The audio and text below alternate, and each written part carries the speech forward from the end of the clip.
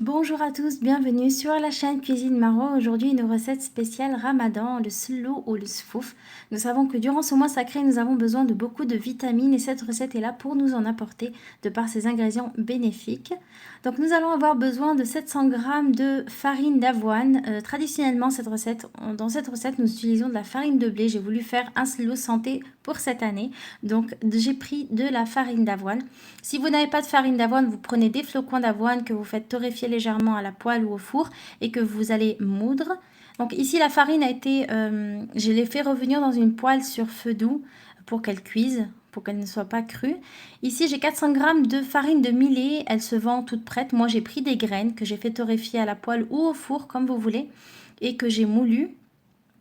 Donc 400 g, quelques billes de gomme arabique, donc 2-3 billes de gomme arabique avec une cuillère à soupe de sucre que j'ai moulu ensemble.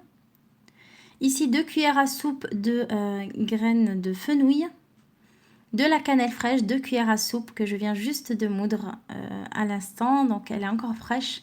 On a 2 cuillères à soupe de fenouil, d'anis, pardon, 2 cuillères à soupe de graines d'anis, une demi-noix de muscade que j'ai râpée. Ici, j'ai 100 g de graines de lin que j'ai torréfiées à la poêle, ensuite que j'ai moulu. Une cuillère à café de sel, après c'est selon vos goûts, selon votre goût, pardon, si vous voulez mettre plus ou moins. Ici, j'ai 800 g d'amandes. Donc 800 g d'amandes que je fais torréfier au four ou griller au four, sans matière grasse ni rien, tout seul, que je rentre dans le four chaud 5 à 8 minutes. Et je vais prendre 150 g, je vais le laisser en morceaux comme je viens de vous montrer. Et le reste, je vais le moudre très finement. Donc et on va le moudre très chaud. Donc il faut vraiment le moudre à la sortie du four pour qu'elles lâchent leur gras naturel. Donc le sésame et l'amande. Ici, on a le sésame, la même chose. Un peu de sésame, vous voyez bien le gras qu'elle a lâché. On arrive à la ramasser à la main. Nous allons avoir besoin également d'un peu de miel. Ici, j'ai pris du miel de fleurs banales. Donc, vous pouvez mettre vraiment le miel que vous voulez. Ce n'est pas du miel de sucre, c'est du miel d'abeille. Donc, ici aussi, un peu d'huile d'olive. Vous pouvez utiliser l'huile végétale, mais personnellement, j'ai préféré garder le côté santé de cette recette et finir avec de l'huile d'olive. Je trouve que ça donne un goût très bon au salad.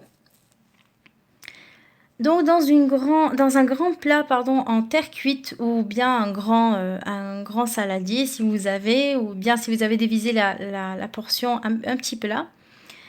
Je vais mettre ma farine d'avoine, le millet, le sésame, les amandes et les graines de lin que j'ai moulues.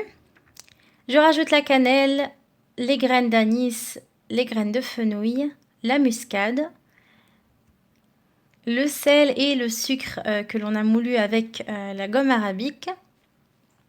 Donc je viens mélanger tout ça comme il faut à pleine main. Donc il faut vraiment une bassine assez large. Nous faisons des quantités un peu importantes parce que voilà, on partage et on mange ça le matin, à l'aube et le soir. Pour ça, ça donne beaucoup de vitamines. Donc de par le miel, les amandes, le sésame, tout ça, c'est vraiment des ingrédients qui sont très bénéfiques pour la santé. Donc voilà, là j'ai mélangé avec les mains et j'ai vu que il manquait, enfin il y avait encore des petits morceaux, donc j'ai passé tout ça au mixeur. Voilà, un mixeur électrique. Donc ici je rajoute mes amandes émondées et un petit peu de sésame que j'ai laissé entier. J'ai pris du sésame blanc que j'ai fait torréfier légèrement à la poêle. Donc si vous voulez mettre plus ou moins, c'est vous qui voyez selon votre goût, ou ne pas le mettre. Donc voilà, je mélange encore un petit peu. Donc il faut vraiment mélanger. Le slow veut... enfin vraiment, on a besoin de mélanger à pleine main. Donc là, on voit bien que le slow commence à se ramasser quand on ferme nos poignets. On voit que le gras des graines, elles ont lâché naturellement avec... C'est pour ça qu'il faut vraiment moudre les graines, le sésame et le millet et les amandes, tout ça. Il faut vraiment les moudre qu'elles soient encore chaudes pour qu'elles lâchent leur gras naturel. Donc j'ai pris une petite quantité juste pour vous montrer le résultat parce que je le conserve moi le seloul en poudre comme ça. Et je rajoute du miel et de l'huile si besoin. quand j'ai envie de manger du seloul. Donc dès début du ramadan, je prends une petite partie que je mélange et le reste, je le conserve en poudre. Et dès que j'ai besoin d'un peu de seloul et que j'en ai plus, je rajoute du miel et je le remélange. Donc ici, j'ai pris une petite quantité, je mets du miel. Et je vais venir ici rajouter du miel à chaque fois que je sens que mon mélange est encore un peu sec.